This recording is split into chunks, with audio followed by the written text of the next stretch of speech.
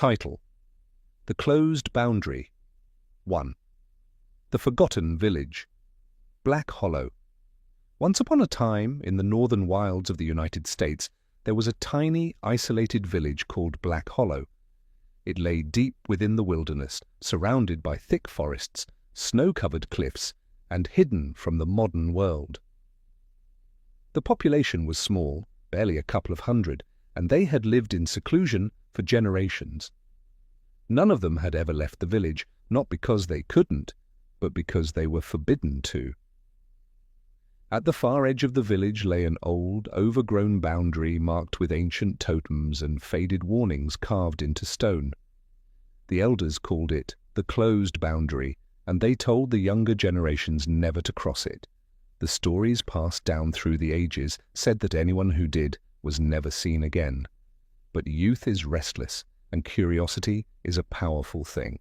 Among the new generation were 4 close friends: Zane, the bold leader; Richard, the skeptic; Eli, the quiet thinker; and Cade, the energetic and humorous one. They were tired of the village's restrictions, bored of the endless woods, and suspicious of the elders' eerie stories.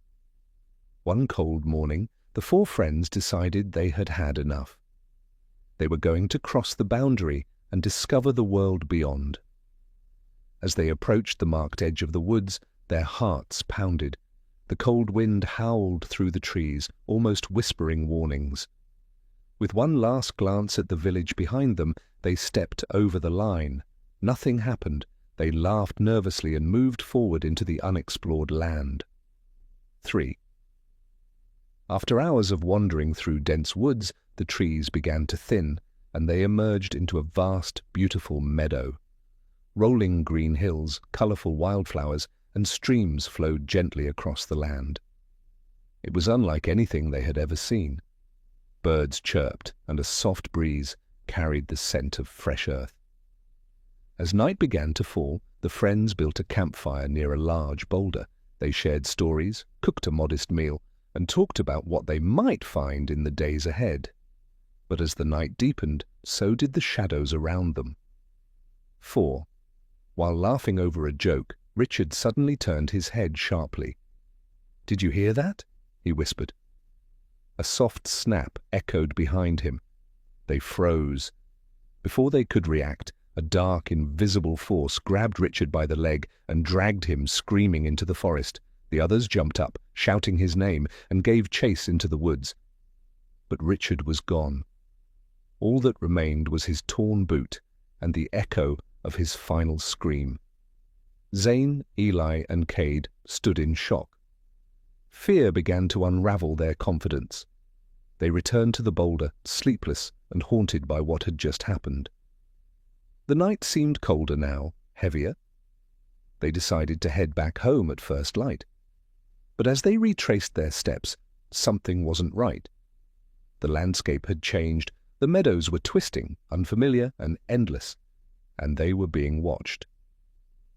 Later that night, as they huddled together near a dying fire, a small dog wandered into their camp, wagging its tail. Cade, an animal lover, knelt down to feed it.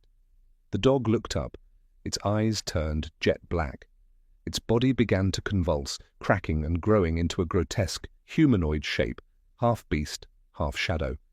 The creature lunged, grabbing Cade by the neck and dragging him screaming into the darkness.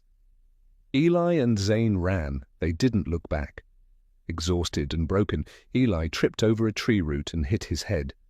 Zane looked back but didn't stop. He kept running, deeper into unfamiliar woods.